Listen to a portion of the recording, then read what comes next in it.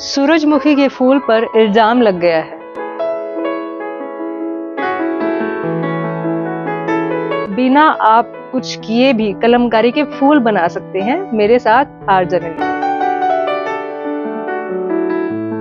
Hello दोस्तों, रंगों की आवाज में आप सभी का स्वागत है। मेरा नाम है शिवानी। सूरजमुखी के फूल पर इल्जाम लग गया है। इसी कहानी को हम अपनी आर्ट जर्नलिंग में लिखेंगे कि सूरजमुखी के फूल पर इल्जाम क्यों लगा है।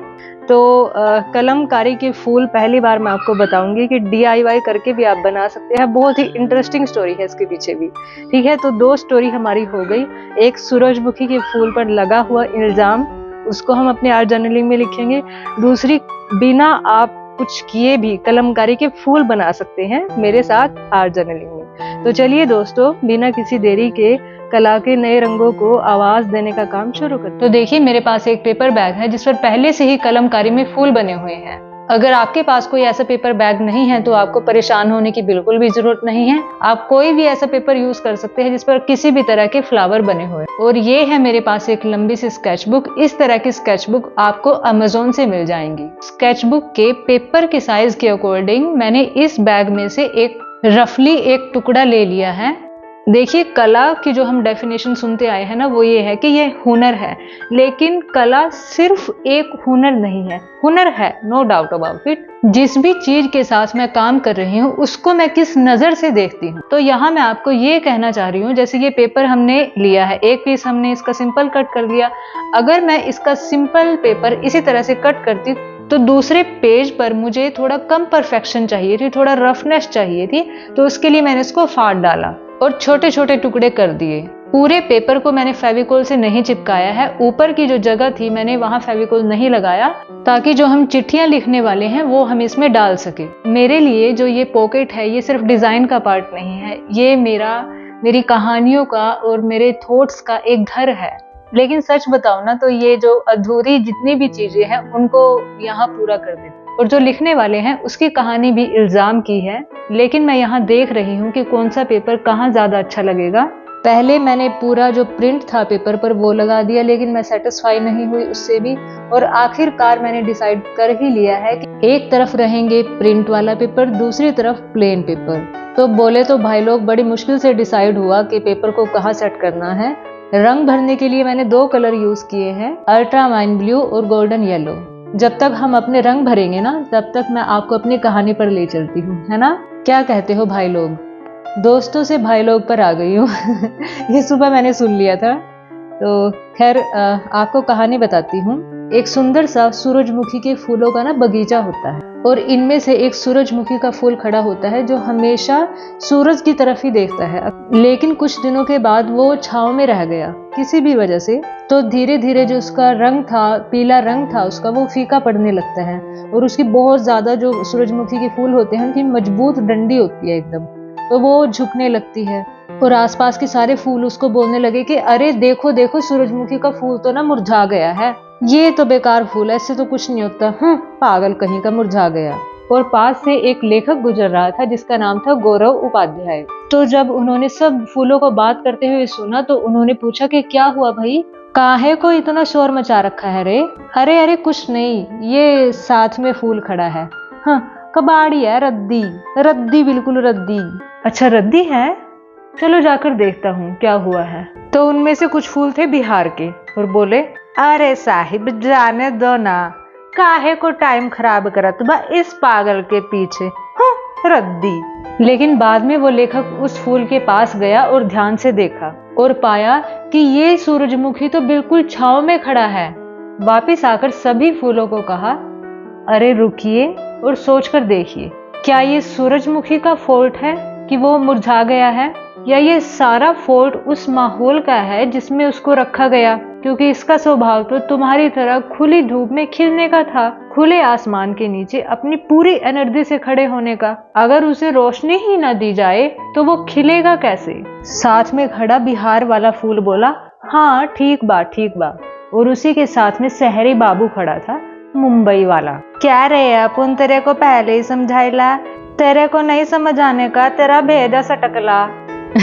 तो कहानी तो पूरी हो चुकी है, कहानी से बाहर आ जाते हैं। ये जो कहानी है ना, ये हमारे लाइफ में लोगों के साथ होने वाली जो सिचुएशन है उनका सिंबॉलिक है, उनको प्रतीक करता है ये।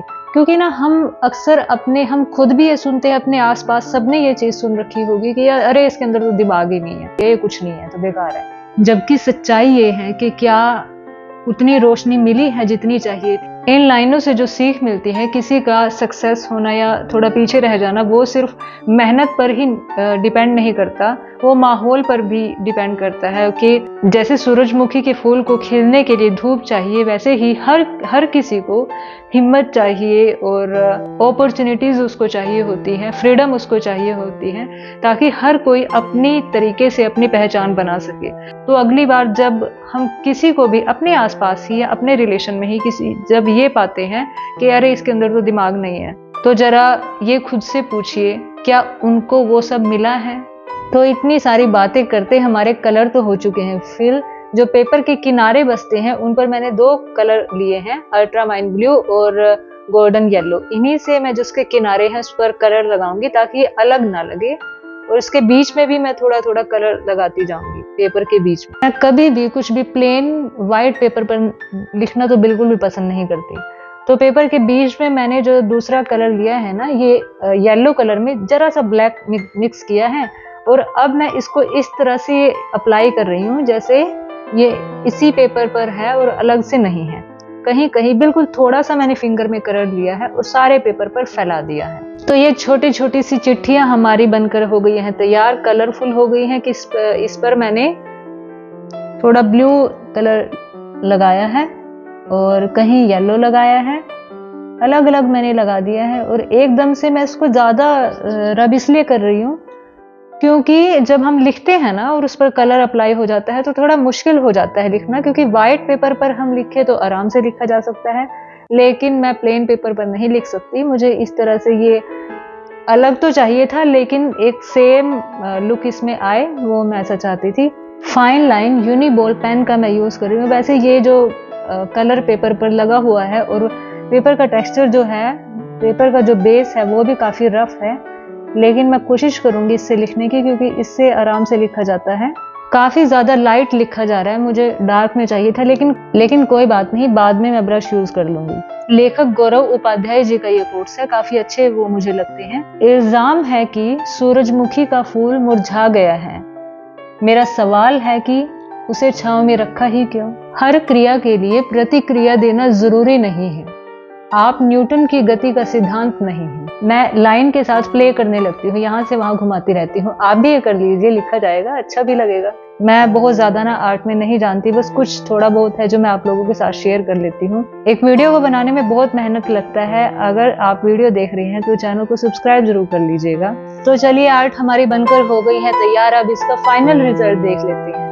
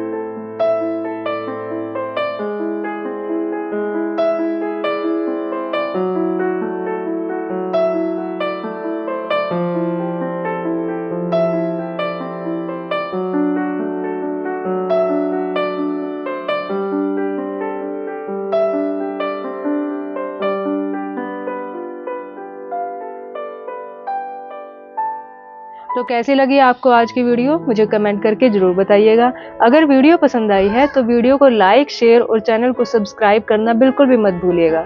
तो चलिए दोस्तों, मिलते हैं फिर से एक नए काम के साथ। तब तक के लिए बाय।